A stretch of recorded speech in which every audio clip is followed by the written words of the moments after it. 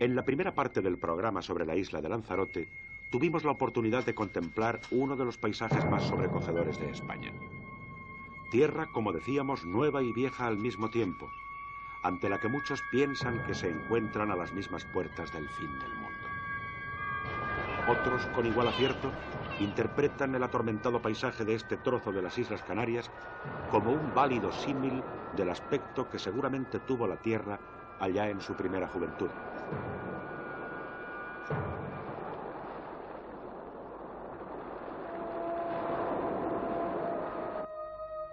Timanfaya es un trozo de 5.000 hectáreas de terreno que, como parque nacional, goza de absoluta protección y que puede servir de ejemplo de supervivencia de los organismos vivos en un paraje que, en principio, parece absolutamente vedado para toda forma de vida. Nuestro anterior programa terminaba con imágenes de líquenes. Ellos son los primeros protagonistas de esta avanzadilla colonizadora al poder vivir con mínimos aportes de humedad y de nutrientes sobre la superficie de las rocas, en este caso volcánicas.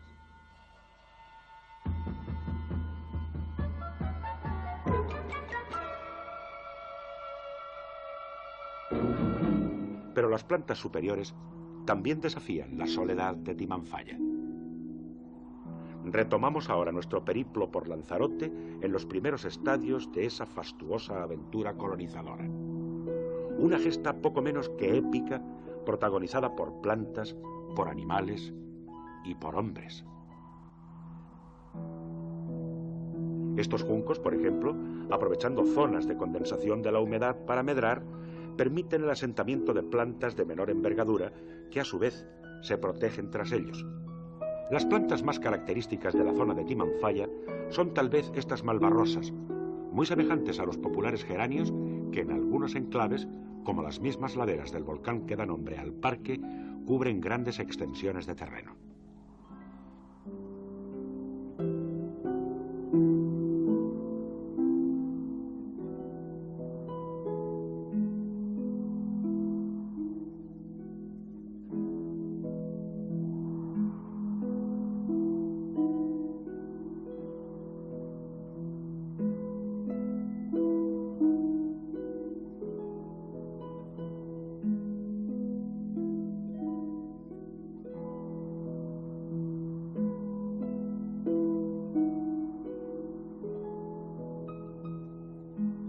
La aulaga majorera es una planta espinosa de hasta medio metro de altura, que tiene gran resistencia a la sequía y va a la cabeza de los colonizadores vegetales de la región. Esta especie solo se da en las Islas Canarias.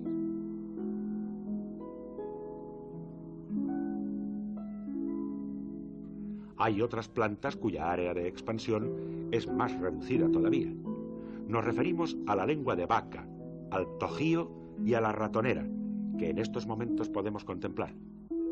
Son formas biológicas absolutamente exclusivas de Lanzarote, propiciadas por las condiciones de insularidad.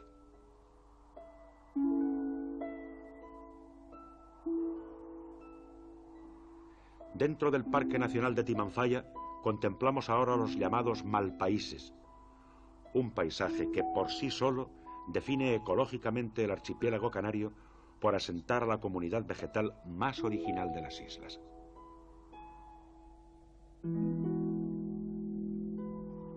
Estamos en los dominios de las euforbias, plantas crasas con grandes originalidades fisiológicas.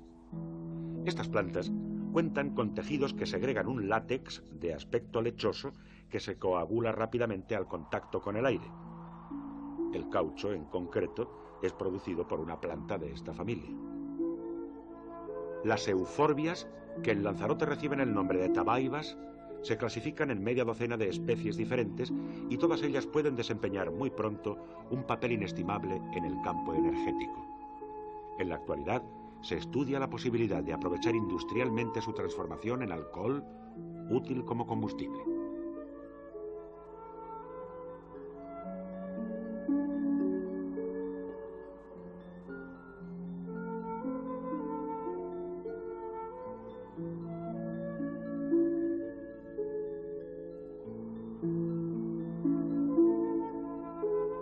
En las más pequeñas grietas plantas tan diminutas como esta otra euforbia que cabría en la uña de uno de nuestros dedos, desafían todas las inclemencias de Lanzarote.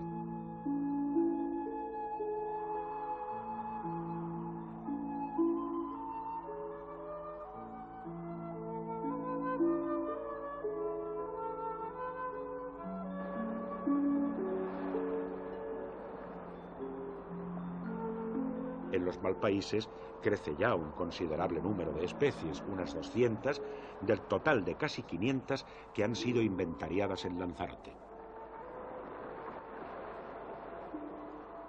Pero por vía marítima también han llegado otras comunidades vegetales compuestas por plantas que tienen características muy parecidas a las que crecen en los Malpaíses o sobre las escorias y cenizas procedentes de las erupciones. Pertenecen al grupo de las salicornias, que se caracterizan por soportar altos índices de salinidad y que son al mismo tiempo capaces de captar la humedad ambiente.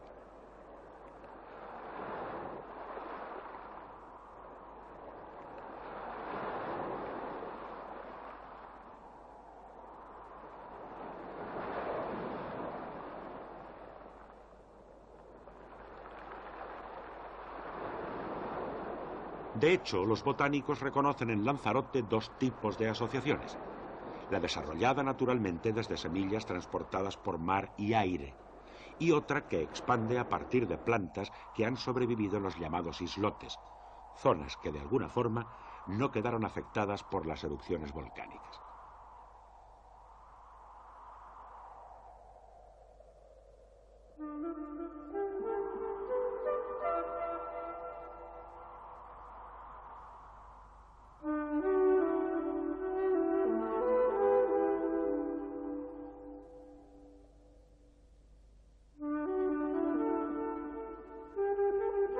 La vida no se detuvo en absoluto en los seres que deben medrar inmóviles, como son todas las especies vegetales, sino que, gracias a la capacidad nutricia de las comunidades florísticas, muy pronto algunos insectos se instalaron en su inmediación.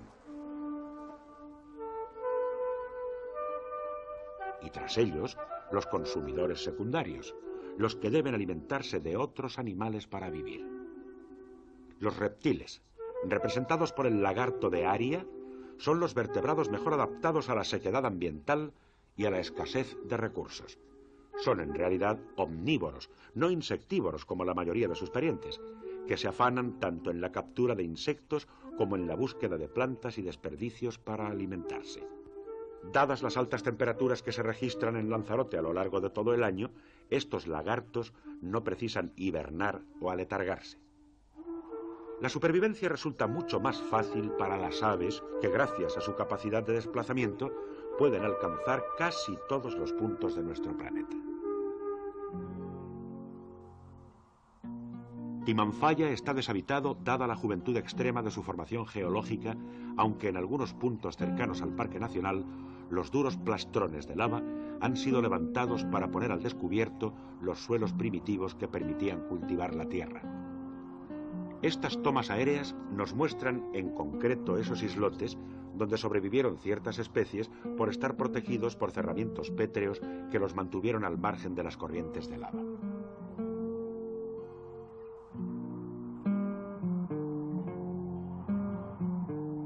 Los materiales que se desprendieron por la acción del viento y de las precipitaciones dieron lugar a tierras bajas y llanas que, en principio, cuentan con un suelo apto para el cultivo, si bien el resto de las condiciones ambientales lo dificulta enormemente, sobre todo el viento. Convienen en efecto los agricultores que más peligro entraña para una cosecha el fuerte y persistente viento que las heladas, el pedrisco o la falta de agua dulce. Por eso Lanzarote podría ser definida como la isla de los paravientos o setos de todo tipo y condición que suavizan el persistente y muchas veces abrasador soplo de los vientos africanos.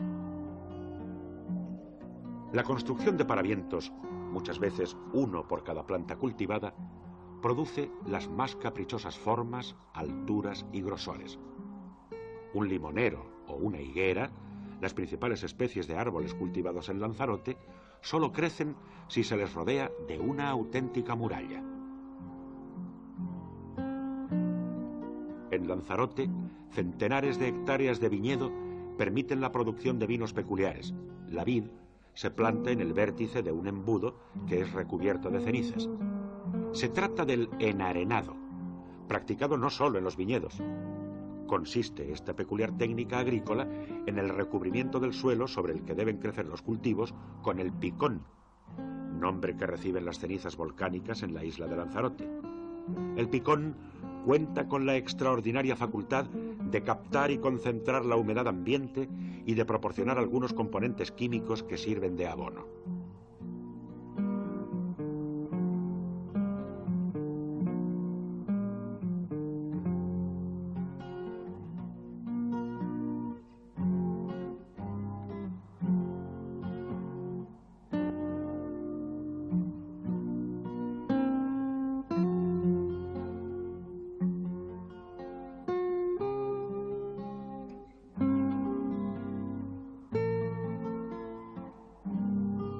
Pero la lucha contra el viento para que crezcan melones o maíces lleva a los hombres del campo de Lanzarote a utilizar todos los materiales imaginables.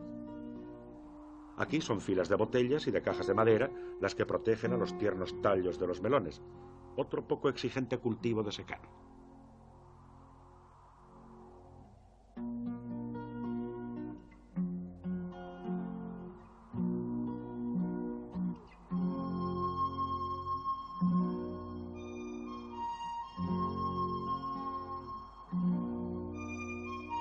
Las plantas de maíz se amparan durante los primeros estadios de su crecimiento con viseras y encañados que también muchas veces son construidos laboriosamente, también a mano, con los residuos de anteriores cosechas.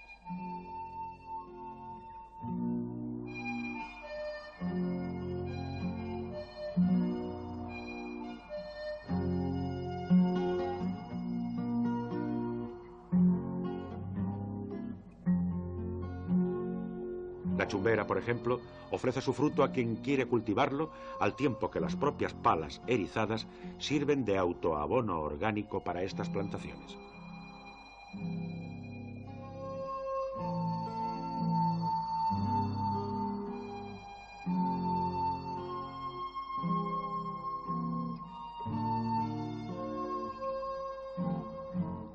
Cultivos exigentes, como el del guisante o el del tomate, también son emprendidos con buenos resultados en la isla de Lanzarote.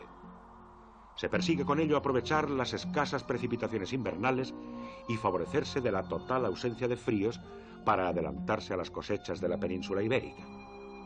De hecho, la agricultura precoz de las Canarias debe ser estimada como una de las grandes bazas de cara al abastecimiento agrícola de España en invierno y primavera. Pero desgraciadamente, la mala estructura agraria echa a perder con frecuencia el esfuerzo de estos hombres que, no lo olvidemos, deben luchar con mayores inconvenientes que otros campesinos españoles.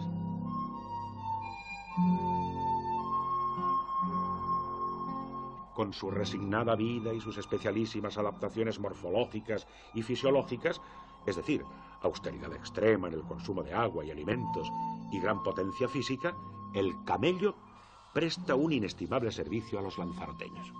El camello, que proviene del cercano Sáhara, se ha incorporado desde hace siglos a la dinámica de los isleños.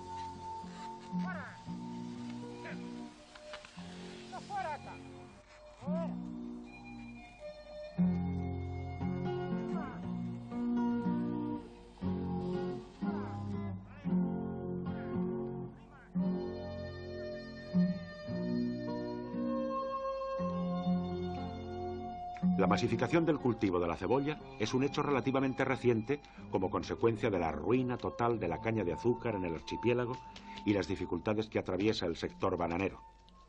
La cebolla extra temprana es uno de los escasos recursos de Lanzarote y en su cultivo confían muchas familias para la obtención de unos siempre escuálidos ingresos. El calendario del agricultor, siempre apretado, obliga a la cooperación de los familiares, vecinos y parientes. Se persigue de nuevo llegar los primeros a los mercados españoles.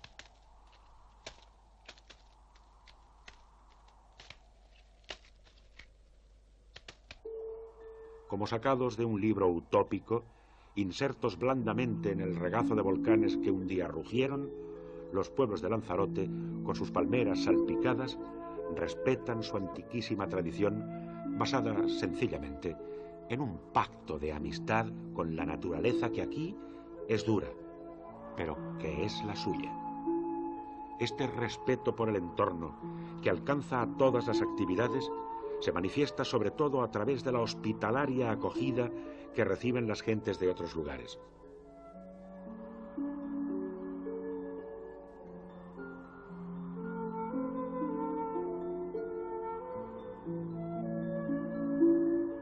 Los incomparables perfiles de Lanzarote no aparecen agredidos por los rascacielos.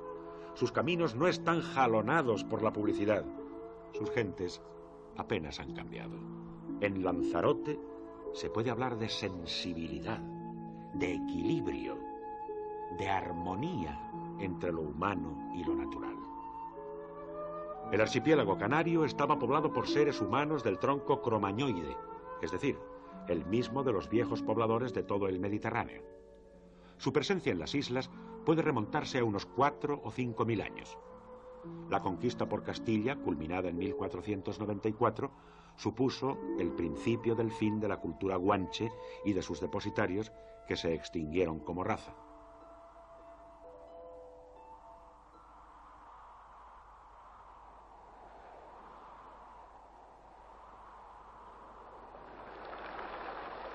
Esta es la Laguna Verde o del Golfo, formada por oclusión, con sedimentos marinos, de una profunda ensenada situada en la costa sudoccidental de Lanzarote. Sus aguas son de un verde intenso, casi pastoso, por la proliferación excesiva de diatomeas, pequeñas algas unicelulares de ese color. Es una bella laguna de agua marina, la única posible, en un paisaje semidesértico donde faltan por completo aguas dulces superficiales como consecuencia de una pluviosidad inferior a los 100 litros por metro cuadrado. Pero no es la única laguna de Lanzarote. Bajo tierra encontraremos esta otra, formada también por agua del mar, pero ahora completamente cristalina.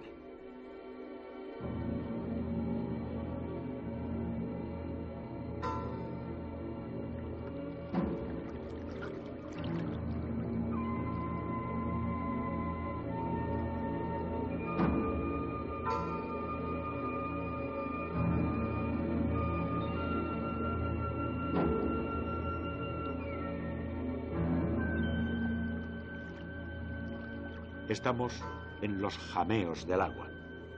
Ya sabemos que el jameo es una galería subterránea que se forma cuando las paredes y techos de una colada volcánica se solidifican al tiempo que el resto de la lava fluye por su interior. Este, el más largo y espectacular del archipiélago, parece recorrer más de 7 kilómetros, desde las inmediaciones del volcán Corona hasta el mar. Una parte de 3 kilómetros puede ser visitada en el tramo denominado la Cueva de los Verdes, que ya conocemos. En su porción final, en su mayor parte inundada por aguas del mar, concurren otros 2 nuevos prodigios que enriquecen todavía más a Lanzarote. Un endemismo faunístico y un centro de acogida único en el mundo.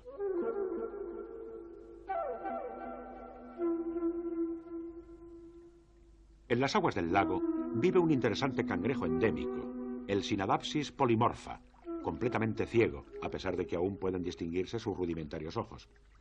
Estos cangrejos forman parte de esa extraña fauna que desafía la soledad de las cavernas del mundo, compuesta por animales blancos y ciegos, desde el momento en que el color y la vista apenas resultan funcionales donde no hay luz. Compensan estos cangrejos de Lanzarote la falta de sentido visual con órganos táctiles extremadamente sensibles. Se alimentan fundamentalmente de fauna y flora microscópica.